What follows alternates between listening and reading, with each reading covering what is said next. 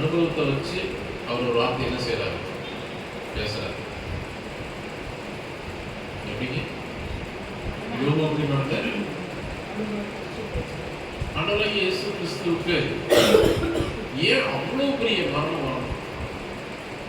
ஏன் அவ்வளவு ஜீவன் போகணும்? இந்த உலகத்துல வந்து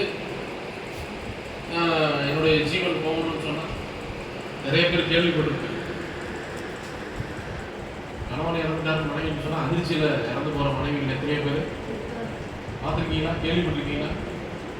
மனைவி இறந்துட்டாங்க துக்கம் தாங்காம ஆமா இருக்கிறாங்கல்ல, கேள்விப்பட்டிருக்கீங்களா? ஆனா நம்ம வாழ்க்கை அப்படியா, எப்படா சாவாங்க, எப்படா போய் தொலை ஈரம் வாங்க அப்படின்னு அப்படி இருக்க மாட்டேங்குது. விசுவாசிங்க அல்லேலூயா. யாரும் இல்லை இருதயத்தில் ஒருவேளை என்ன வருவாலும் இயேசு நாமத்தினால இந்த ராத்திரியில உங்களுக்கு அதெல்லாம் ஆண்டவர் மாற்றார். அப்ப அதிர்ச்சியில கூட ஒரு சிலருக்கு கேள்விப்பட்டோன்னா ஐயோ அப்படின்னு என்ன டக்குன்னு அவன் காலம் போய் எழுந்திருக்கிறப்ப இன்னைக்கு சாயங்காலம் 5 மணிக்கு நான் செத்து போயிடும் அப்படின்னு நினைச்சு எந்திரிப்பாங்களா? எப்படி எந்திரிப்பாங்க? அவங்க எப்பயும் போல ஆஸ்யூஷுவலாக நடந்துட்டு இருப்பாங்க. திடீர்னு ஒரு அதிர்ச்சிகரமான ஒரு செய்தி கேட்கும் பொழுது அதுக்கப்புறம் அவங்களுக்கு வாழ்வதற்கு ஒரு எண்ணமே என்ன செய்யறதில்லை. எதுக்கு இந்த வாழ்க்கை, அவ்வளவுதான் எல்லாம் முடிஞ்சிச்சுன்னு உடனே என்ன செய்யும்? யோபுடைய மனைவி யோபு பார்த்து சொன்ன வார்த்தை, தேவனை தூஷித்து ஜீவனை விடு அப்படின்னா மரணமானாலும் ஜீவனானாலும் அவன் நம்ம நாவின் எதை விரும்புறோம் அது கணிய. அதனாலதான் நம்ம எந்த காரியமானாலும் எந்த சின்ன விஷயங்களா இருந்தாலும் பேசுறதுக்கு முன்னாடி ஒரு 1000 தடவை யோசிச்சு பேசணும். அனாவசியமான வார்த்தைகள் நம்ம வாழ்க்கையில் என்ன செய்யக்கூடாது, பேசக்கூடாது. என் வாழ்க்கையில நான் உண்மையா சொல்ல முடியும், ஒரு காரியத்தை குறித்து யோசிக்காம ஞானம் இல்லாம ஒரு முட்டாள்தனமா பேசக்கூடிய நபர் நான். எந்த விதத்திலையும் அறிவை பயன்படுத்துறதோ தேவன் கொடுத்த ஞானத்தை கொண்டு இந்த காரியத்துக்கு தெரியாது. டக்குன்னு என்ன வருது அந்த வார்த்தைகள் என்ன செஞ்சிருவேன். ஆனா இன்னைக்கு ஆண்டவர் என்ன தெரியுமா வைக்கிறாங்க, யோசிக்க வைக்கிறார். இந்த காரியத்தை பேசு, இந்த காரியத்தை சொல்லு, இதை சொன்னா இப்படிப்பட்ட பின்விளைவுகள் வரும், இப்படி சொல்லலைன்னா இந்த மாதிரி நடக்கும், அதனால இப்படி சொல்லு. வசனம்லாம் ஞாபகப்படுத்துறாரு. ஏற்ற நேரத்தில் சொன்ன வார்த்தை வெள்ளித்தட்டில் வச்ச மிதுவான பிரதேசத்தில் உக்கரத்தை மாற்றம், கடுஞ்சொற்களோ இனிய நாவு எலும்பை, இப்படி நிறைய வார்த்தைகளை கொண்டு ஞானமடைய வைக்கிறார். வசனம் என் கால்களுக்கு தீபமும் பாதைக்கு வெளிச்சமுமா இருக்கு. அப்படி இருக்கிறப்ப யோபு தன்னுடைய வாழ்க்கையில நடந்த ஒரு காரியத்தை வச்சுக்கிட்டு ஒரு காரியத்தை எக்ஸ்பிளைன் பண்றாரு. என்ன சொல்றாருன்னா, நிமிஷந்தோறும் அவனை சோதிக்கிறதுக்கு அது உண்மைதான். ஆண்டவருக்கு முன்னாடி நம்ம யாருமே பெரியவங்க கிடையாது. ஆனா இவனுக்கு ஏற்படுற அந்த டிப்ரெஷன், அந்த பிரச்சனையில ஏற்படுற ஒரு மன அழுத்தம், அதுல இருந்து எப்படியாவது என்ன செய்யணும், தேவனை தூஷிக்காம அவர்கிட்ட நல்ல பேர் எடுத்துக்கிட்டு என்ன செஞ்சோம் இந்த பிரச்சனையில இருந்து. அதனால சம்பந்தம் இல்லாம அநேக காரியங்களை குறித்து அலம்புகிறவர்களாகத்தான் யாரும் இருக்கிறார். காலைதோறும் அவனை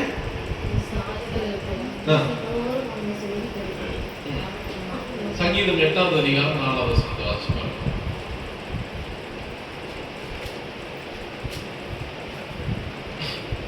தாவீது சொல்றாரு, மனுஷரை நீ நினைக்கிறதற்கும் மனுஷகுமாரனை விசாரிக்கிறதற்கும் அவன் எம்மாத்திரம் என்றே. அவன் எம்மாத்திரம். இப்ப ஒரு மனுஷன் தன்னை குறிச்சு பேசுற வார்த்தையும் ஒரு மனுஷன் இறைவனை குறிச்சு பேசுறது ரெண்டுமே ஒரே அளவுல இருக்குது. நீங்க நல்லா புரிஞ்சுக்கங்க. நான் எம்மாத்திரம், நானு எம்மாத்திரம். இப்ப நம்ம பாடுறோம், இதுவரை நீ எனக்கு நடத்தியதற்கு நான், இப்படி நம்ம பாடிட்டு இருக்கிறோம். ஒருத்தவங்களை குறிச்சு இன்னொருத்தவங்க நம்ம நினைக்கிறோம், இவன் போய் என்ன பெரிய ஆளு, இதான் நம்ம யோசிக்கிறோம். நம்மளை குறிச்சு நம்ம அதிகமா யோசிக்கிற காரியம் என்ன, நான் ஏமாத்துறேன், எனக்கு மட்டும் ஏன் ஆண்டவருக்கு என்னை மட்டும் தான் படுத்துறீங்களா? இந்த சின்ன பிள்ளைகளெல்லாம் வீட்டில் வேலை வாங்கினீங்கன்னா அவன் இருக்கிறான், அவனை சொல்ல வேண்டியது ஏன் என்னை மட்டும் எப்போ பார்த்தாலும் என்ன செஞ்சுட்டு இருக்கிற? ஆமா, எப்போ பார்த்தாலும் என்னையுமே என்ன செஞ்சுட்டு இருக்கீங்க? ஏன் அவன்கிட்ட கொஞ்சம் என்ன செய்யலாம், அவன்கிட்ட கொஞ்சம் வேலை வாங்கலாம்ல, ஏன் என்னையே போட்டு என்ன செஞ்சுட்டு இருக்கீங்க எப்போ பார்த்தாலும்? டார்ச்சர் பண்ணிட்டே இருக்கீங்க. அப்படியே பார்த்த உடனே சந்தோஷமா அப்படியேம்மா நான் வேலை செய்யணும்னு ஏதாவது எந்த பிள்ளைகளாவது கீழ் பண்ணிட்டா அது சொன்ன உடனே அந்த மூச்சு போகிறது, வாய் போகிறது, கண்ணு போகிறது, அப்படியே பார்க்குறப்ப நமக்கு எப்படி இருக்கும்? ஈன்ற பொழுது பெரிதோருக்கும் தன் மகளே மகளே சான்றோன்னு எனக்கு. அப்ப நமக்கு பிரச்சனை வரப்ப, நமக்கு பிரச்சனை வந்துச்சு, இந்த பிரச்சனை எப்படி அவன்லாம் நல்லா இருக்கிறானே எண்ணம் ஒவ்வொரு மனுஷனுக்கு வந்து முதல்ல எப்படிங்க சொந்தக்காரங்கள ஒரு லிஸ்ட் வச்சிருப்போம். அந்த லிஸ்ட்டை பூரா எடுத்து பரட்டி பார்ப்போம். அவன் நல்லா இருக்கான், அவன் அப்படி நல்லா இருக்கான். உண்மையாலுமே அவன் நல்லா இருக்கிறானா நல்லா இல்லையான்றதை நம்ம போய் ஆராய்ச்சி கூட செய்ய மாட்டோம். ஆனா நம்மளா சொல்லுவோம், அவனுக்கு என்ன, அவனுக்கு அவன் சம்சாரம் கவர்மெண்ட் டீச்சர், நம்ம அவங்க வாங்குற சம்பளத்துக்கு நம்ம என்ன செஞ்சுட்டு இருப்போம், கால்குலேஷன் பண்ணிட்டு இருப்போம். கிறிஸ்துவ வாழ்க்கை என்பது மற்றவர்களை பார்த்து கம்பேர் பண்ணி வாழ்கிறது அல்ல. தேவனை பார்த்து நான் எனக்கு என் குடும்பத்துக்கு ஆண்டவர் என்ன அனுமதிச்சிருக்கிறாரோ அந்த அளவுகளில் நான் நடக்க என்னை நான் ஒப்பு கொடுக்குறது தான் கிறிஸ்துவ வாழ்க்கை. அவங்க கார்ல போறாங்க, அவங்க அவ்வளவு பெரிய வீடு கட்டியிருக்கிறாங்க, இவனுக்கு மட்டும் எழுந்து இவ்வளவு காசு வருது, காசு இங்கதான் வச்சிருப்பான். இந்த மாதிரி எந்த காரியங்களோ தேவையில்லாத வார்த்தைகளை நம்ம வாயில என்ன செய்யக்கூடாது, வரவே கூடாது. ஏன்னா ஐஸ்வர்யவான ஆகணும்னு சொல்லி என்ன செய்யாத, சரித்தரனே ஆசைப்படாத பண்ண சொல்றாரு. ஊசியின் காதுல ஒட்டகம் நுழையாது, ஆனா பரலோக ராஜ்யத்துல ஐஸ்வர்யவான் நுழையாது. ஆனா மனுஷனுக்குள்ள ஒரு அங்கலாய்ப்பு என்ன தெரியுமா, எப்ப நம்ம இப்ப வசனத்தை நீங்க எப்படி விசுவாசிக்கிறவங்களா இருக்கிறீங்க? இப்ப இயேசுவுக்கு ஏன் அவ்வளவு பெரிய பாடுகள்னு நம்மளோட ஒரு கேள்வி கேட்டேன். இப்ப பாத்தீங்கன்னா யோபுடைய பாடல்கள் பெரிய பாடல்களா, ஆண்டவராகிய இயேசு கிறிஸ்துவோட பாடல்கள் பெரிய பாடல்களானா நீங்க எதை பெருசுன்னு சொல்ல முடியும்? ஏன் யோபுக்கு உயிர் போகல, ஆண்டவருக்கு உயிரே போயிடுச்சு. இது ஒரு வியாதி மாதிரி வந்தது. ஆனா வேதனை உண்டாக்குற காரியங்களுக்குள்ள ஆண்டவர் உட்படுத்தினார். வேதனை எந்தெந்த வழியிலெல்லாம் உச்சகட்ட வேதனை கொடுக்க முடியுமோ அந்தந்த வழியிலெல்லாம் அந்த ஆக்ஸ்போர்ட் யூனிவர்சிட்டியில இருந்து சிலுவையை குறிச்சு ஒரு சின்ன ஒரு கட்டுரை எழுதியிருந்தார். அது பார்த்தா நம்ம உள்ளங்கை இல்லாம ஆணி அடிச்சதாக கேள்விப்பட்டிருக்கோம். ஆண்டவர் ஆணி இந்த இடத்துல அடிச்சாங்க. இந்த இடத்துல ஏன்னா இப்படி ஆணி அடிச்சீங்கன்னா கிழிஞ்சிட்டு போயிருமா, பாடி வெயிட்டு தாங்காம என்ன செஞ்சிருமா, வச்சுட்டு வந்துடும். அதனால அவர் ஆணி எங்க அடிச்சிருக்காங்க, இந்த இடத்துல. ஏன்னா அதுதான் எலும்புல என்ன செய்யுமா, லாக் ஆகி நிக்குமா. அந்த கதை கையை பிடிச்சிட்டு வராத அளவுக்கு லாக் ஆகி மட்டன் வாங்க எல்லாம் போயிருப்பீங்க. உங்களுக்கு அந்த அனுபவம் இருக்கும். கரெக்டா வெட்டி ஒரு சாப்ஸ் இருந்தால் எப்படி கரெக்டா அந்த எலும்பை மாட்டி, அது பார்த்தீங்கன்னா ஒரு 10, 15 கிலோ 20 கிலோ வெயிட் இருக்கும். ஆனா ஒரு சின்ன எலும்பு லாக் ஆகி யோசிச்சிருக்கீங்களா? இன்னைக்கு பார்த்துருக்கீங்களா? பார்த்தது இல்லை. இந்த வாரம் உங்களை டூர் எங்கே கூட்டிட்டு போகிறோம், மட்டன் ஸ்டாலுக்கு டூர் கூட்டிட்டு போகிறோம். அங்கே எப்படி எடுத்து தொங்கிட்டு பாருங்க. ஆனால் இதை தொங்கிட்டு தான் இதை லாக் பண்ணி அந்த கீழே விழுகாத அளவுக்கு என்ன செஞ்சுருந்தாங்க. அப்ப அந்த இடத்துல ஒரு வேதனைய ஒரு இடத்துல கொடுத்துட்டு தான் பரவாயில்ல. தலையில முள்ளு ஒரு பக்கம் என்ன செஞ்சுட்டு இருக்குது, முதுக பூரா பிச்சை எடுத்துருக்காங்க. சதை இல்லாத அளவுக்கு, எலும்பு தெரிகிற அளவுக்கு. காலில் ஒரு பக்கம் ஆணி இறங்கி இருக்குது, இந்த பக்கம் ஒரு அளவுக்கு என்ன செஞ்சிருக்குது, சும்மா இருக்க மாட்டாங்க ஈட்டி எடுத்து கொண்டாந்து. அது எவ்வளவு பெரிய வேதனை நீங்க என்னைக்கு யோசிச்சு பார்த்துருக்கீங்களா?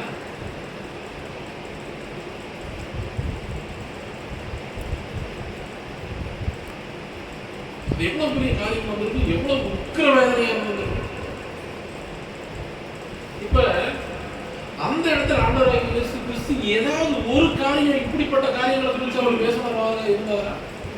அந்த ஒரு வேதனை உச்ச நிலையில கூட இதாவே இவர்களுக்கு மன்னியும் நாங்கள் செய்கிறது ரொம்ப அழகா ஆண்டவர். அதாவது என்னன்னா மாம்ச வேதனை அவர் என்ன செய்யவே இல்லைன்னா, வலி ஒரு பக்கம், வேதனை ஒரு பக்கம். ஆனா நமக்கு கொஞ்சம் வலி வந்தா என்ன இருக்குது நம்மளால. இங்க நம்ம அம்மா வருவாங்க, நமக்கு எல்லாம் அம்மா அம்மானா யாருன்னு உங்களுக்கு எல்லாம் தெரியும். அவர் வீடியோவில் எடுத்துக்கிறதுனால சொல்ல முடியாது, நான் பார்த்தேன். அங்கே இந்த சாயங்காலம் வந்தாங்கன்னா எப்படி இருக்காங்க, நல்லா சொல்லிக்கிறேன். சரிங்கம்மா, ஏம்மா உங்க இல்ல, எனக்குள்ளே மனசு கஷ்டம். ஏன் என்னாச்சு? என்னாச்சுமா? மேல இருந்து வரா சார், ஒரு டீ போட்டு கொடுக்கறதுக்கு என்னங்க அவருக்கு கேட்கறதுக்கு, இவங்களுக்கு டீ குடிக்கணும்னு தோணலைன்னா கூட அது பிரச்சனையா இல்லை, அவங்க கேட்காம பண்ணக்கூடிய என்னவா இருக்குது. இப்ப நமக்கு ரியலாவே நம்ம ஹார்ட்ல என்ன இருக்குது அப்படின்னா, டீ குடிக்கணும் எனக்கு ஐடியாவே இல்லைன்னாலுமே கேட்காத ஒரு குறையா பேசி பழகிட்டு நம்ம. நான் சொல்றது உங்களுக்கு புரியுதா? இப்ப டீ குடிக்கணும்ன்ற எனக்கு ஐடியாவே இல்லைன்னு வச்சுக்கோங்க, எனக்கு டீ குடிக்கணும்ன்ற ஒரு ஐடியாவே இல்லை, தினம் நம்ம ஒரு இடத்துல டீ சாப்பிட்டுருக்காரு, ஒரு பேக்ல இருந்து டீ சாப்பிட்டுருக்காரு, எனக்கு அந்த ஐடியாவே இல்லை. அப்ப அவர் டீ சாப்பிட்டுருக்காரு, என்னை பார்த்து மரியாதை இல்லாம என்ன செய்யறாங்க, கூப்பிடவே இல்லை, என்னைய உனக்கு தான் ஐடியாவே இல்லை, உனக்கு அதை பத்தி டீ குடிக்கணும்ன்ற யோசனையே இல்லை, என்னை சாப்பிடவே சொல்லவே இல்லை. மனுஷனுடைய இருதயம் எப்படிப்பட்டதா இருக்கு, மகா திருப்புள்ளதும் கேடுள்ளதும் கிறிஸ்து இயேசுவில் இருந்த சிந்தையே உங்களிலும் இருக்க கடவுள். அவருக்குள்ள எப்படிப்பட்ட அந்த சிந்தனை இருந்தது அப்படின்னா, தன்னுடைய வேதனையை அவர் என்ன செய்யவே இல்லை, வெளிப்படுத்தினாரு. எப்படி வெளிப்படுத்தினார்னா மன்னிப்பா வெளிப்படுத்தினார், அந்த ஆசீர்வாதமா வெளிப்படுத்தினார். எப்படி ஆசீர்வாதம் வந்து தன்னுடைய தாய்க்கு அவர் எப்படிப்பட்டவராக இருக்காரு, இதோ உன் மகன், அதோ அதோ இதோ உன் தாய், அதோ உன் மகன். அந்த நேரத்துல கூட தன்னுடைய பொறுப்பை அவர் 100% நிறைவேற்றுகிற தேவனுடைய திட்டத்தை செய்து முடிக்கிறவங்க எப்ப, மரணத்தின் விளிம்பு நிலையில, இந்த வேதனுடைய உச்சத்துல. ஆனா இங்க இவருக்கு வந்து ஒரு பிரச்சனை தூக்கி பெருசா வச்சுட்டு சொன்னாரு, பொழுதுமைக்கு நீங்க என்னை சோதிச்சுக்கிறதுக்கு நான் அவ்வளவு பெரிய ஆளா, அவருடைய பார்வையில நீ விசேஷித்தவனா இருக்கிற, என்ன செய்யறது. யோபு கர்த்தருடைய பார்வையில் எப்படிப்பட்டவனா இருக்கிறார், அது நமக்கு சில நேரத்துக்கு தெரியுறது இல்லை. ஏன்னா என் பொழுதுனையும் போட்டு டார்ச்சர் பண்ணிட்டே இருக்கிறீங்களா ஆண்டவரே, இப்பதான் ஒரு பிரச்சனை முடிஞ்சது, இந்த வாரம் மறுபடியும் அடுத்த பிரச்சனையா, இந்த வாரம் ஒரு பிரச்சனை முடிஞ்சது, அடுத்த வாரம் மறுபடியும். ஐயோ, இந்த வாழ்க்கையே என்ன இருக்கு, போராட்டமாவே இருக்கு, வாழ்க்கை போராட்டம் தான். பவுல் சொல்ற நல்ல போராட்டத்தை ஓட்டத்தை நானும் நீங்களும் முடிக்கிறதுல. அப்ப எந்த இடத்துல நம்ம ஓட்டத்தை துவங்கிட்டோமா, ஓடிட்டு இருக்கிறோமா, முடிக்கிற ஓட்டத்துல இருக்கிறோமா, எதுவுமே நமக்கு ஏதாவது தெரியுமா? இன்னும் நம்ம எல்லாம் ஓட்டத்தை துவங்கவே இல்லை. நான் சொல்ல போனேன், என்றைக்கு விசுவாச கண்கள்ல உங்க தேவன் உங்க வாழ்க்கையில என்ன செய்யறாருன்றதை நீங்க பார்க்க ஆரம்பிச்சு அந்த விசுவாசத்துல நீங்க அமைதலா இருக்கிறீங்களோ, உங்களுடைய ஓட்டத்தை நீங்க செம்மையா ஓடிட்டு இருக்கிறீங்கன்னா. இன்றைக்கு நீங்க தேவனை குறை சொல்லுறவங்களா, எல்லா காரியத்திலையும் எனக்கு இன்னும் இப்படி பிரச்சனை அப்படி பிரச்சனை, வாயிலிருந்து வர வார்த்தை பூரா இவன் அவனுக்கு என்ன தெரியும், அவனுக்கு என் கஷ்டம் உனக்கு என்ன தெரியுமா, உங்க கஷ்டம் என்ன அவ்வளவு பெருசு, அதை விட இது, இதை விட அது, எனக்கு ஒரு பிரச்சனை உனக்கு வந்திருக்குதா, எனக்கு ஒரு கஷ்டம் உனக்கு வந்திருக்குதா. நமக்குள்ள எப்படிப்பட்ட சுவாபம் இருக்குது, மாம்ச சிந்தை, மரணம். அப்ப நம்ம எப்படிப்பட்ட வாழ்க்கை வாழ்ந்து கொண்டு இருக்கிறோம் அப்படின்னா, என்னுடைய பெயர் சார்லஸ், நான் ஒரு கிறிஸ்டியன், ஆனா கிறிஸ்துவுக்கு உரியவனாக நான் என்ன செய்யறது இல்லை. இப்ப ஆனா நீங்க எனக்கு ரொம்ப தெளிவா சொல்லுங்க அப்படின்னு சொல்லி சொல்றேன், நீங்க கேட்கறீங்கன்னு வச்சுக்கோங்க. நானே அந்த கேள்வி, அந்த வசனத்தை சங்கீதத்தை நீங்க வாசிச்சு மனுஷனை நினைக்கிறதுக்கும் மனுஷகுமாரனை விசாரிக்கிறதற்கும் அவன் எம்மாத்திரம் என்கிறேன். அவன் எம்மாத்திரம், அவன் எவ்வளவு பெரிய ஆள், அவனை விசாரிக்கிறதுக்கும் அவனை நினைக்கிறதுக்கும் அவனை விசாரிக்கிறதுக்கும் அவன் எம்மாத்திரம். அப்படின்னா தாவீதுடைய பார்வையில தன்னையும் சரி மற்றவங்களும் சரி ஆண்டவரை விட இவங்க ரொம்ப பெரியவங்களோ இல்ல அதற்கு நிகரானவங்களோ இல்ல. அப்படி இருக்கிறப்ப அவனை போய் நீங்க நினைச்சு பார்க்கறதுக்கு என்ன, சிலர் வந்து பாத்தீங்கன்னா பெரிய வசதி வாய்ப்பு உள்ளவங்களா இருப்பாங்க, அவங்க நம்ம வீடு தேடி வந்து நமக்கு ஒரு இன்விடேஷன் கொடுத்து நீங்க கண்டிப்பா அதுக்கு வரணும்ன்றப்ப நமக்கு எப்படி இருக்கும், நம்ம அவங்க நினைக்க வேண்டிய அவசியமே இல்லை. ஆனால் நம்மளை தேடி வீட்டுக்கு வந்து மதிச்சு அந்த இன்விடேஷன் கொடுக்குறப்ப நமக்கு எப்படி இருக்கும், எப்படி இருக்கும். பக்கத்து வீட்டுக்காரர் பார்த்துட்டு இவன் அவ்வளவு பெரிய ஆளா, அவர் வந்து இவனை பார்த்துட்டு போறாரு அப்படின்ற மாதிரி இருக்கு இந்த வார்த்தை. யாரை பத்தி சொல்ற வார்த்தை? நிறைய பேர் நம்ம அற்பமாவே பார்த்து பழகிட்டு இருக்கிறோம். இவன்லாம் வாழ்க்கையில் என்ன செய்ய மாட்டான், இருக்க மாட்டான், உருப்பட மாட்டான், இன்னும் இவன் இப்படிதான் இருப்பான், கடைசி வரைக்கும் எப்படி தான் போவான், இவனுடைய வாழ்க்கை முழுக்க கடைசி வரைக்கும் அவ்வளவுதான் அப்படின்னு சொல்லி நம்ம பேசுறோம் இல்லையா? ஆண்டவருடைய பார்வையில அது நியாயமானதாகவோ அது ஏற்புடையதாகவோ ஒரு நாளும் இருக்காது. ஏன்னா நான் ரட்சிக்கப்பட்ட அடையாளம் என்ன தெரியுமா? இன்னொருத்த ரட்சிக்கிறதுக்காக நான் பாடுபடணும். நானும் நீங்கள் எப்படிப்பட்டவர்களா இருக்கணும்? நான் ரட்சிக்கப்பட்ட அடையாளம் என்னன்னா இன்னொருத்தரோட ரட்சிப்புக்கு எப்படியாவது ஒருத்தருக்கு நம்ம சுவிசேஷத்தை என்ன சொல்லணும், இயேசுவை பத்தி நம்ம எப்படியாவது சொல்லி புரிய வச்சிடணும். இப்ப எனக்கு இந்த வாரம் முழுக்க 2 ஆப்பர்ச்சுனிட்டியா கிடைச்சிட்டே இருக்குது. ஒண்ணு கோபத்தை வெளிப்படுத்துறது, இன்னொன்னு சமாதானமா இருக்கிறது.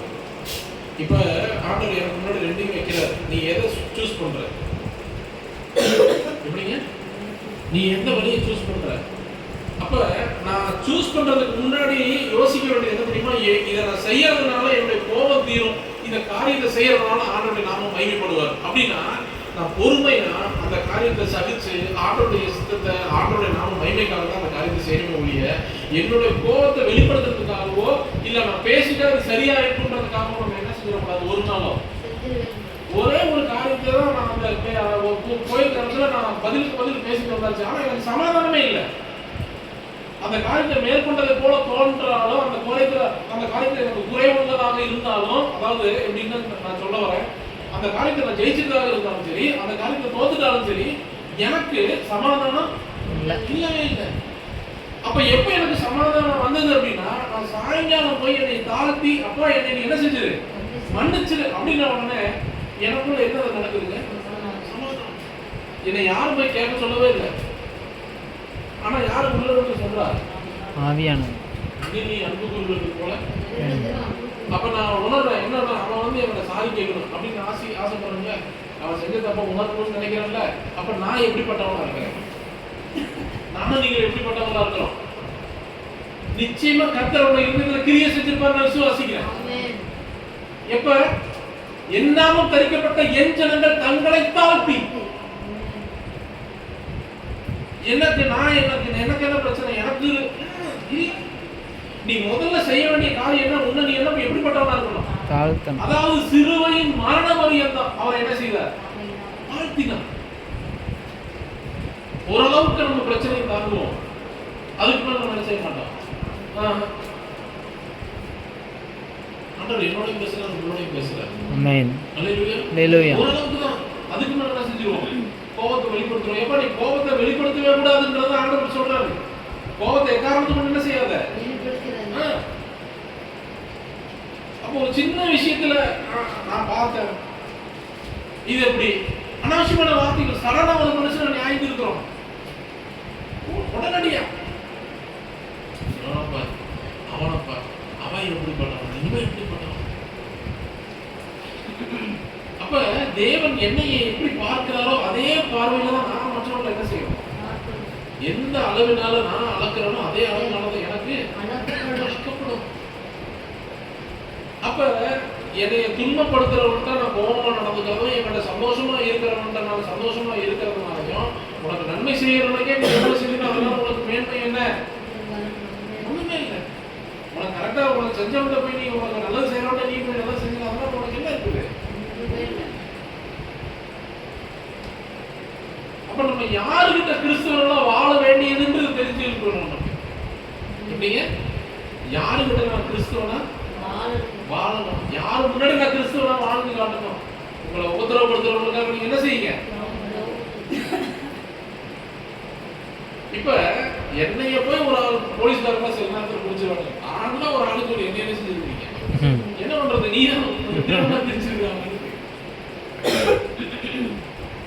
ஏதோ ஆண்டவர் என்ன செய்வார் நமக்கு. நான் இங்கிருந்து கார்ல இருக்க ஆண்டவரே நான் 1 ரூபா 2 ரூபா தான் போயிட்டு வரணும் சொல்லணும். நீங்க போனதுல எப்படி ஜாப் பண்ண ஞாபகம் இருக்கா? 100 ரூபா இதே இப்போதே அதே மாதிரி ஆண்டவரே 2 ரூபா போயிட்டு வர என்ன செய்ய அதே மாதிரி ஆண்டவர் போயிட்டு வர வச்சாரு. நீங்க எல்லா காரியத்தையும் கர்த்தரை சார்ந்து கொடுக்கும்போது அவருக்குள்ள மகிழ்ச்சியா இருக்கிற வாய்ப்பை அவரே உங்களுக்கு ஏற்படுத்தி தருவார். நீங்க சுயத்துல இருந்தீங்கன்னா அவர் மேல உங்களுக்கு சோர்வு வரும். நீங்க எல்லா காரியத்தையும் அவர் ஆண்டவரே நான் இதை செய்ய போறேன் உங்களுக்கு ஹெல்ப் பண்ணுங்க அப்படின்னு அந்த காரியம் ஆசீர்வாதமா முடியும். உடனே ஆண்டவர் நீங்க மையப்படுத்துவீங்க. எல்லா காரியத்திலும் யாரை சார்ந்து வருவீங்க? அப்போ ஒருத்தர் வந்து உங்களை ரொம்ப டார்ச்சர் பண்றான் அப்படின்னா ஆண்டவரே இந்த மனுஷன் என்ன செய்யுங்க. இன்னைக்கே யார்கிட்டயும் நான் நேற்று பேசிட்டு இருக்கிறப்ப யாரோ ஒருத்தர் ரொம்ப அழகா சொன்னாங்க. எனக்கு டக்குன்னு ஞாபகம் வரல யார்கிட்ட.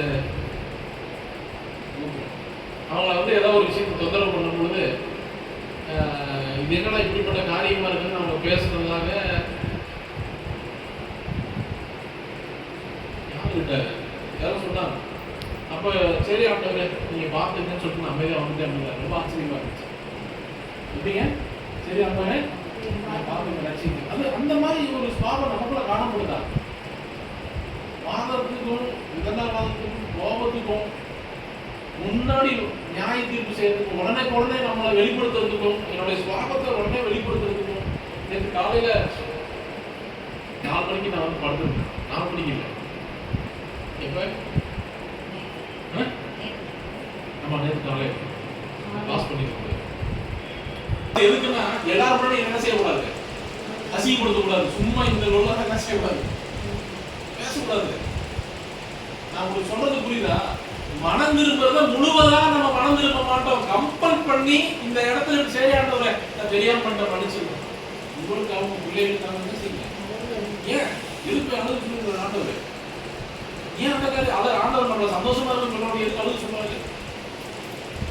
நீ தேவனுக்கு முன்னாடி போய் நிக்கிறத அவர் உனக்குள்ள இருந்து பாக்குறாரு. நீ எப்படிப்பட்டவனா இருக்கிறன்றது அவர் உனக்குள்ள இருந்து ஆராய்கிறவனா இருக்கிறாரு.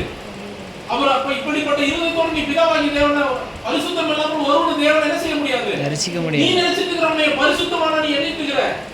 நான் பரிசுத்தமான அவருக்கு பிரியமான வாழ்க்கை வாழ்ந்துருக்கிறேன். உனக்குள்ள அவர் பார்க்கிற அவருடைய அப்பாவை அவர் பார்க்கிறாரு. நான் எப்படிப்பட்டவனா இருக்கிறேன்?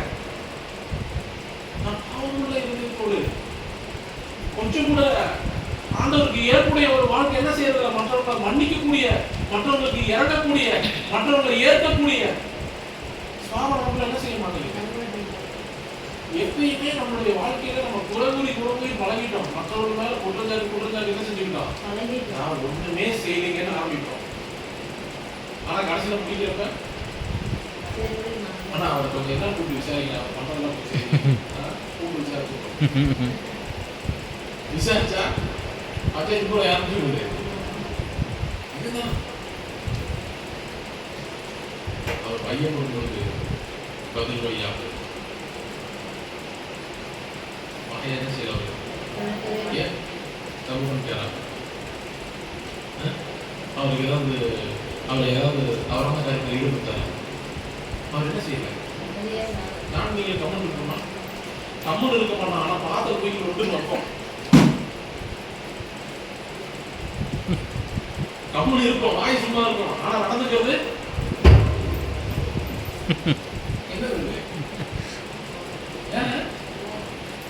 கோபத்தின் வெளிப்பாடு, கோபத்தோட உச்சம்.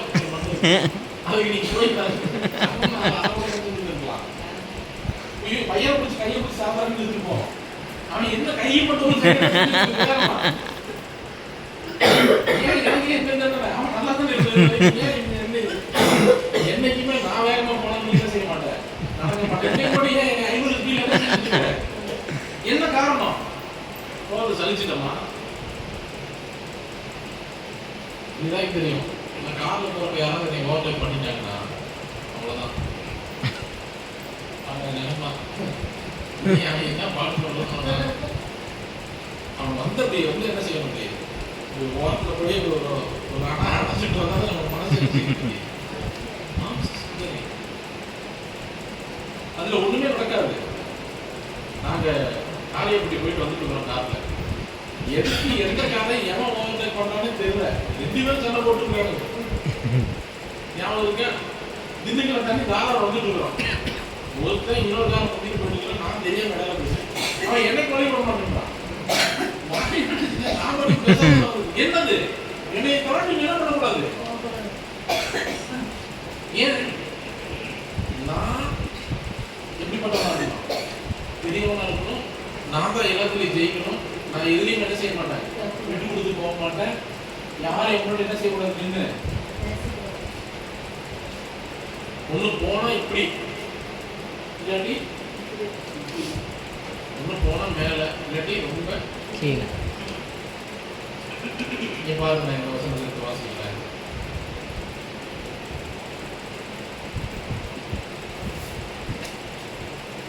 சங்கீதம் 68:5.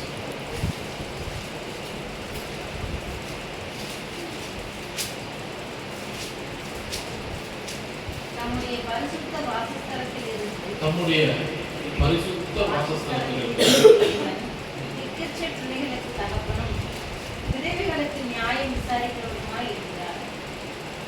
அவர் எப்படிப்பட்டவர்கள்? விதவைகள். திக்கற்ற பிள்ளைகளுக்கு தகப்பனும் விதவைகளுக்கு நியாயம் விசாரிக்கிறவருமாய் இருக்கிறார். இப்ப நம்ம வீடு ஒரு நல்ல ஒரு ஏரியாவில் இருக்குதுன்னு வச்சுக்கோங்க. பக்கத்துல திடீர்னு எவனா வந்து ஒரு குடிசை போட்டாங்க நமக்கு கொடுப்பாங்க. Uy, what is this? என்ன ஒரு அன்டீசன்ட் அங்க இருந்துருக்கு.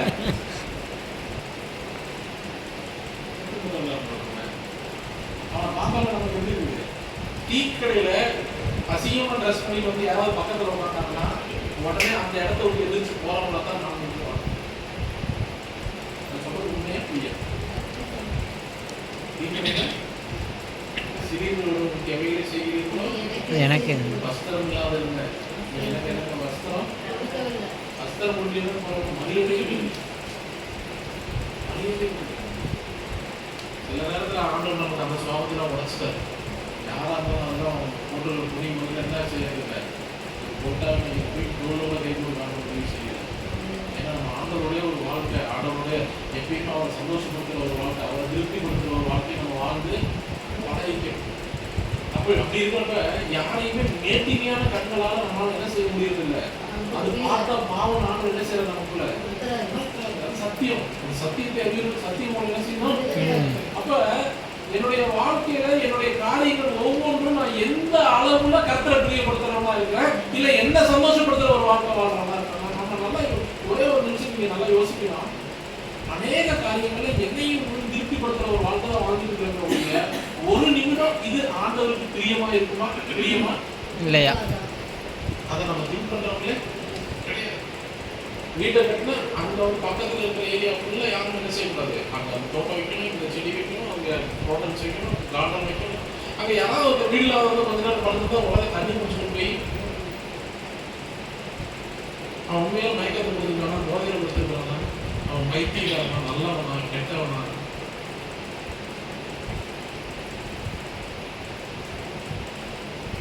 மனுஷகுமாரனுக்கு தலை சாய்க்கு இடம் இல்லை.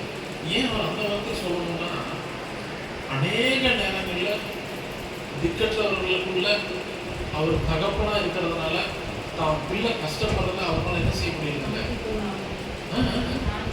தாங்கிக்க முடியல. அதனால அவர் என்ன நினைக்கிறாரு, உனக்குள்ள நான் இருக்கிறேன், என்னுடைய பிள்ளைகளை நீ நடத்து. புரிஞ்சுக்கிட்டீங்களா? உனக்குள்ள நான் என்ன செய்ய இருக்கிறதுனால என்னுடைய பிள்ளைகளாகி திக்கற்றவர்கள் நீ என்ன செய்ய நடக்கு. என்னைய நடத்த சொல்லி அவர் எங்கிட்ட வந்து கொடுத்தா நான் அனுபவத்தா நான் எப்படி கிறிஸ்தவனா இருப்பேன்? இப்படி நடத்த வேண்டியதே யாரு? நான் சோறு போட வேண்டியவன யாரு? அவனுக்கு நான் தான் அடைக்கணும். உன்னதமானவரின் ஒரே உயர்வில் மறைவில் இருக்கிறவன் சர்வ வல்லவரே நிழலில் தங்குவான். அவர் சர்வ வல்லவர், அவருடைய நிழலில் நானே. என்னோட நிழலுக்குள்ள அநேக பேர் என்ன செய்வாங்க, அடைக்கணும். நானும் நீங்களும் அநேகத்துக்கு நிழலா இருக்கிறோம்னா அல்லது நம்மளை கண்டா ஏன் பிரச்சனை, என்னோட காரியம் எனக்கே எப்படி நடந்துச்சு, எனக்கு தான் பிரச்சனையா இருக்கு, என்னால் என்ன செய்ய முடியல, டாப்லெட்டே மற்றவர்களுக்காக இந்த உலகத்தில் இருக்கிற எல்லா ஜனங்களுக்காக அவரு சிலுவை சுமக்கும் பொழுது நம்ம பகுதியில் இருக்கிற ஜனங்களுக்காக ஏன் நம்ம கொஞ்சம் காரியத்தை சமைச்சு போகக்கூடாது? ஏன் நம்ம குடும்பத்தில் இருக்கிற உறுப்பினர்களுக்காக நம்ம கொஞ்சம் தாழ்ந்து போகக்கூடாது? அவன் பேசிட்டாங்க, ஆனால் நான் இத்தனை வருஷம் என்ன செய்யறது இல்லை. பாருங்க, என் தம்பிகிட்ட நான் பேசவே கூடாதுன்னு ஒரு நாள் கூட சொல்லவே இல்லை. அவன் எப்போ வந்தால் நான் ஏற்றுக்குவேன் சொல்லிக்கிட்டே இருக்க. ஆண்டவர் உதவி செஞ்சாரு. ஒரு நாள் ஆண்டவர் நம்ம கொண்டே வந்துட்டாரு. 11 வருஷம். எத்தனை ஒருவேளை நான் இல்லாமல் போயிருந்தாலும், ஒருவேளை அவன் இல்லாமல் அந்த தாய் தகவலுக்கு ஏதாவது ஒரு விளைவினம் ஆகி ஒருவேளை அவங்க இப்போ அவங்களுக்கு ஒரு குறைவு இருக்காது. ஆனா இப்போ எப்படி இருக்குது? அவர் உங்களை விசாரிக்கிறவரா? அவர் உங்களை அப்ப அவர் உங்களை விசாரிக்கிறாருன்னா உங்களோட காரியத்துல ஒண்ணு கூட குறைவு இல்லாம எல்லாமே செம்மையா செய்யறப்ப அவருடைய பிள்ளைகளாகி நீங்க அநேகருடைய வாழ்க்கையில ஒரு குறைவுள்ளவர்களாகவே வாழ்ந்து கொண்டிருக்கிறீங்க. அநேகருக்கு ஆசீர்வாதமா இருக்கிறவங்க நீங்க மற்றவங்களுக்கு வேதனை உண்டாக்கிட்டு இருக்கீங்க. நான் மற்றவங்களுக்கு எப்படிப்பட்டவனா இருக்கணும்? ஆசீர்வாதத்துக்கு வழியும் வாசலமா இருக்கணும். ஆனா மற்றவங்களுக்கு நான் எப்படிப்பட்டவனா இருக்கிறேன்? வேதனை உண்டாக்குற வழியை இடத்துல உண்டாக்கி பார்த்து நித்திய வழியிலே இல்லை. அப்ப வேதனை உண்டாக்குற வழி எனக்குள்ள இருக்குதான்னு நான் முதல்ல என்ன செய்யணும்? நான் தான் பண்ணேன், நான் தான் செஞ்சேன், நான் தான் எல்லாம் பண்ணேன், இது எல்லாத்துக்கும் காரணம் யாரு? நான் தான். பெருமையை பூரா நல்லது பூரா நம்ம இந்த என்ன பிரச்சனை நடந்துச்சு அது என்ன தெரியல. இப்படிப்பட்ட நம்ம இறுதியும் உள்ளவங்களா இருக்கும். கொஞ்சமாவது கிறிஸ்துவின் சாயல் தான் நமக்குள்ள இருக்குமான்னு பார்த்தா இல்லை. இசைக்கேல் 34 அதிகாரம் 4 வசனம். இசைக்கேல் 34:6. சீக்கிரம்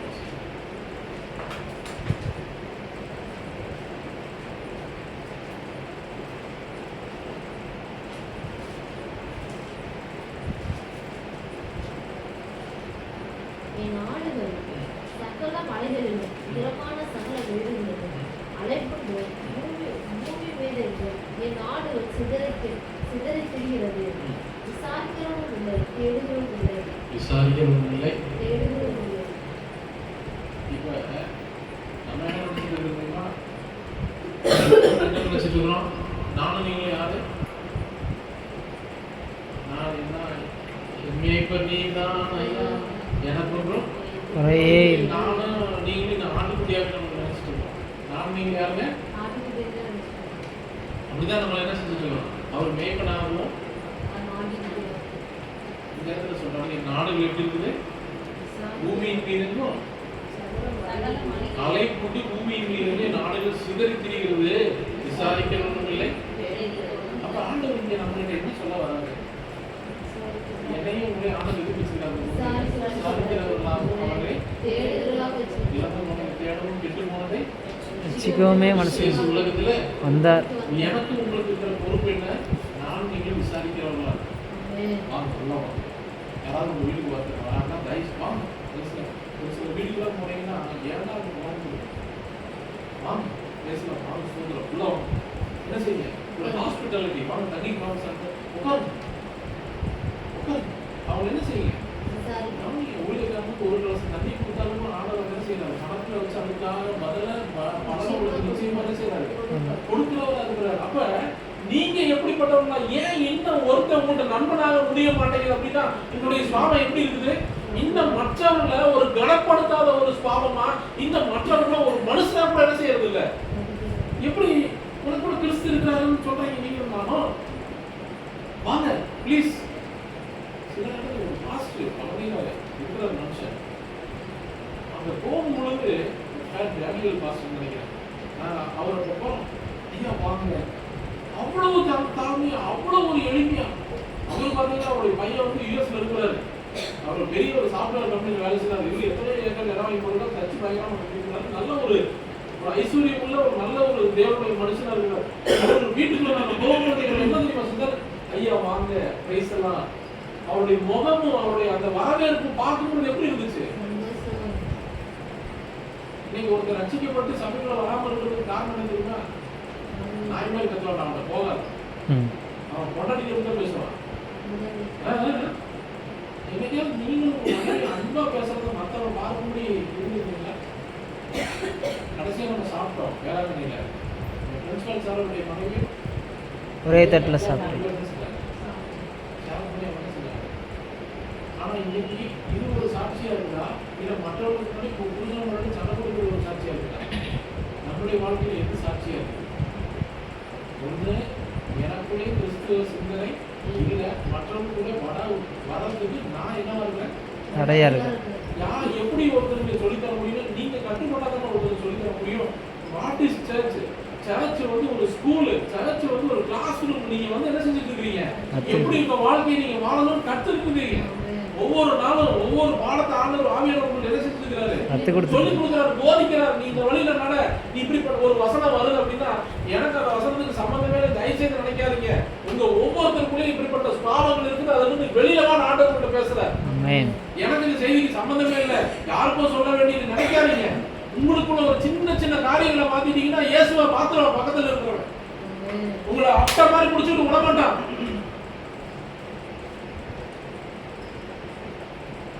அப்ப பக்கத்துல இன்னைக்கு காலையில லேட் ஆயிடுச்சு, எல்லாமே கார்ல போலாம், மழை பெஞ்சதுக்கு அப்புறம் கார்ல போலான்னு கிளம்ப அவன் வரல. அப்ப நாங்க போயிட்டு வந்துட்டதுக்கு அப்புறம் கிளம்பணும் இருந்தாங்க. நான் சத்தம் போட்டேன், என்னடாச்சு எவ்வளவு வேணா போகாம இருக்கேன்.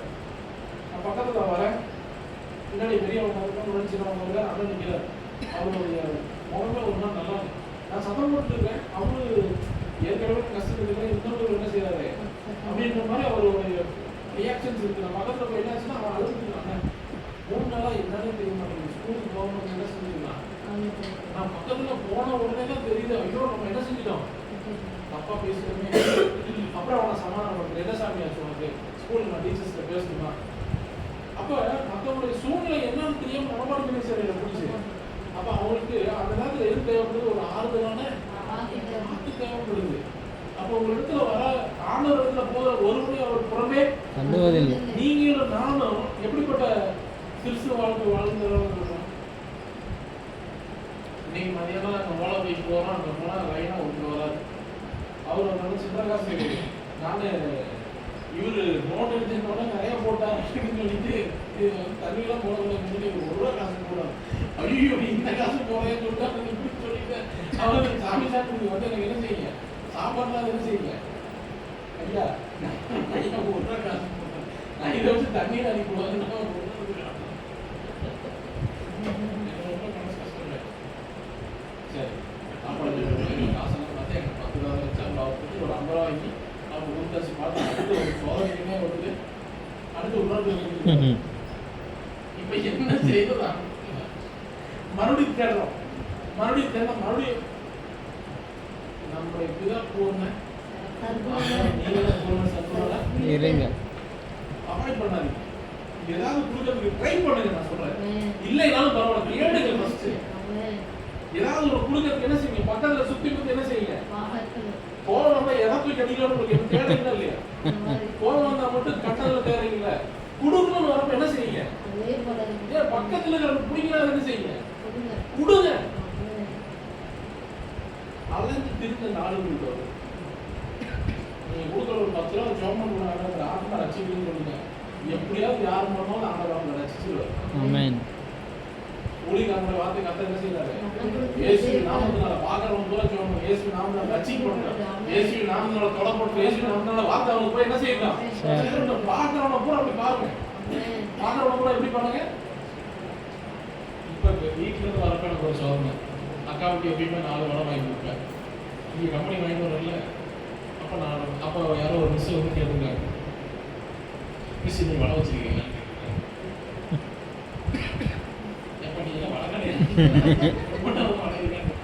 அப்ப எனக்கு என்னன்னா நம்ம மனைவிக்கு என்ன செய்யறோம், வாங்கி தரோம். அது வேற ஒருத்தவங்க என்ன செஞ்சிருக்காங்க, அவங்களுக்கு அவளே சாப்பிடாம போனாலும் அதுக்கு ஒரு இங்க வாங்குறப்ப எனக்கு கடையில இருந்து வாங்குறப்ப தோணும், ஆனா நம்ம எல்லாம் வாங்கி சாப்பிடலாம், அதை போய் காலையில இருந்து சாப்பிடாம போனாலும் சரின்னு சொல்லி என்ன செய்யறோம், வாங்கி போய் இப்படி ஒரு கேள்வி வேணும் எனக்குள்ள இப்போ வருது. அப்புறம் ஆண்டு பேசுறது படம் அதுக்கு தான் நான் 4 வாங்கி கொடுக்குறேன். இப்ப இருக்குதுன்னு நம்ம தேடி வராங்க பாருங்க, வந்து கூச்சப்படாம என்ன செய்யறாங்க. இப்ப ஆண்டு நம்ம கையில பலப்படுத்துறது இருக்கு, கொடுக்கறது. அவங்களுக்கு பசியா இருக்கும், அவங்க வந்து அவங்க சொல்லி பேசாம நீங்க ஒரு வழக்கலை போடுங்க, நாங்களே உங்கள்கிட்ட என்ன செஞ்சுக்கிறோம். நான் யோசிச்சேன், நல்ல ஐடியா இருக்கு, பேசாம ஒரு 20 வரை கொண்டு டெய்லி ஸ்கூல்ல வந்து மாசத்துல ஒரு நாள் என்ன செஞ்சு தரலாம், ஒரு மணிக்கு 5 நிமிஷம் சேர்த்து வச்சு இதெல்லாம் நடத்துறாங்க. ஏழைக்கு இருக்கிறவங்க கத்துருக்கு ஒரு சின்ன சந்தோஷப்பட்டு ஒரு ஊழியம் செய்யணும் செய்யுங்க. எப்படிப்பட்ட தேவனை நம்ம ஆராதிக்கிறோம், எப்படிப்பட்ட தேவனை நாம ஆராதிக்கிறோம். கடைசியான முறையும் வசனத்தை மாத்திரம் வாசிச்சு போன நேரம் இல்லை. 1 பேர் 5ஆம் அதிகாரம்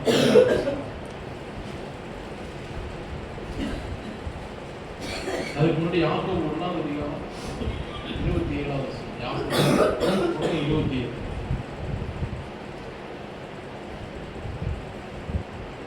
வாசிக்கிறீங்களா? வாசிக்க 26-27 வாசிக்க. யாக்கோபு 1:26-27. உங்களில் ஒருவர் நாவை அடக்காமல் நல்லா கவனிங்க. நல்லா கவனிக்கிறீங்களா? எல்லாரும் கவனிக்கிறீங்களா?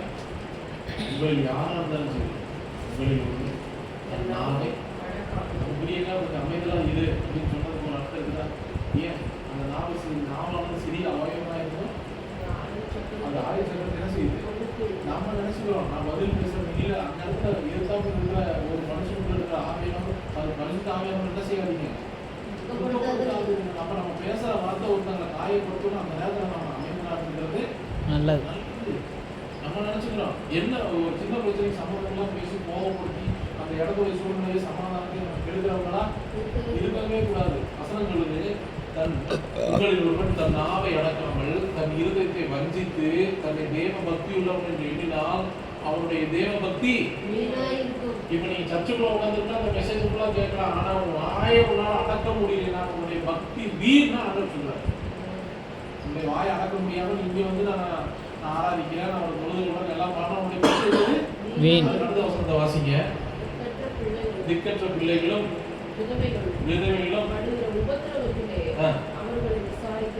அவரை விசாரிக்கிறதும் உலகத்தால் கரைபடாதபடிக்கு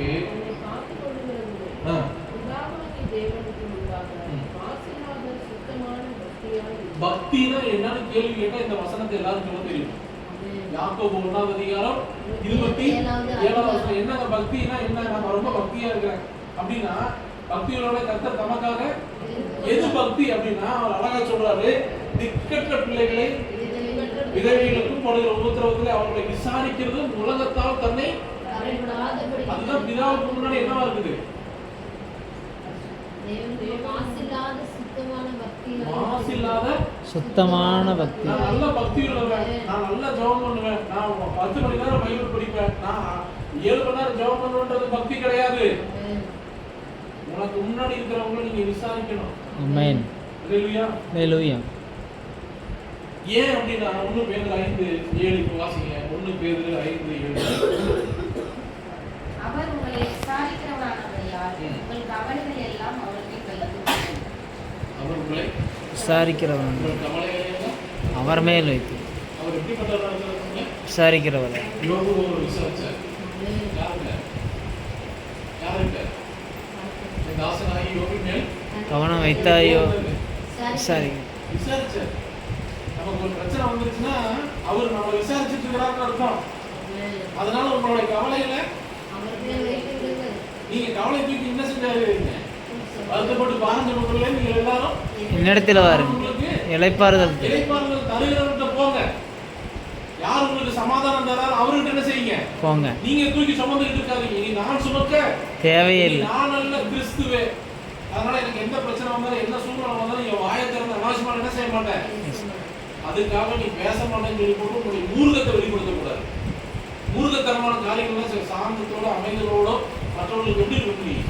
சாட்சியுள்ளவனா இருக்கணும். அல்லேலூயா. அப்ப சின்ன காரியமா இருந்தாலும் நம்மளுடைய தேவன் எப்படிப்பட்டவரா இருக்காருன்னா அவர் நம்மை விசாரிக்கிறார். அப்ப நம்மளும் அவருடைய பிள்ளைகளாகிய நாம் மற்றவங்களை என்ன செய்யணும்? விசாரிக்கிறவர். இதுதான் கிறிஸ்தவ வாழ்க்கை. ஆமென். இப்ப ஃபாரின்ல மிஷனரி மாதிரிலாம் வந்தாங்க. அவங்களுக்கு எப்படி இங்க வர்ற கஷ்டம் தெரிஞ்சு தன்னுடைய சொத்துக்களை எல்லாம் வந்து என்ன செய்யறாங்க? அதுக்கு என்ன அர்த்தம்? அவங்க என்ன செய்யறாங்க? உங்களோட தேவை என்ன? நாங்க என்ன செய்யறோம்? கொடுக்க முடியும். என்ன பண்ண முடியுமோ அதை நாங்க என்ன செய்யறோம்? இதுதான் விசாரிக்கிறது. நிறைய ட்ரஸ்ட், நிறைய ஊழியர்கள் பார்த்தீங்கன்னா எப்படிப்பட்ட ஊழியர்களா இருக்குது? விசாரிச்சு அவங்களுடைய தேவைகளை சந்திக்கிற ஒரு மூலியமா நம்மளுடைய பெரிய திரும்ப தயவு நம்மளுடைய சமையலையும் அப்படிப்பட்ட ஊழியத்தை ஆண்டவரை செய்து வைக்கிறார். ஆமென். இதுதான் ஒரு நல்ல கிறிஸ்துவ மற்றவர்களுக்கு பார்க்கிறதுக்கு ஒரு சாட்சியுள்ள ஒரு வாழ்க்கையா இருக்க முடியும் ஒழிய என்னுடைய பக்தியை நான் மாத்திரம் வச்சுக்கிறதில்லை. என்னுடைய பக்தியை மற்றவர்களுக்கு வெளிப்படுத்தும் பொழுதுதான் அது சுத்தமான மாசு இல்லாத பக்தியா. அல்லேலூயா. ஆண்டவர் தாமே இந்த வார்த்தையை ஆசீர்வதிப்பாராக. நான் கண்ணுறேன். கண்களை மூடி நம்ம ஜெபிப்போம். பரிசுத்தமுள்ள நல்ல தகப்பனே, நீர் எங்களை விசாரிக்கிறவரா இருக்கிறபடினா எங்களுடைய வாய்ப்பு வந்ததை நாங்கள் பேசாமல் இருக்கேன். எங்கள் மேல கரிசனை உள்ளவர்களாக கண்ணின் மணி போல நீர் எங்களை பாதுகாக்கிறவர்களா இருக்கிறபடினாலே எங்களுடைய கவலைகள், எங்களுடைய வேதனைகள், எங்களுடைய துக்கங்கள் எல்லாம் ஆண்டவரே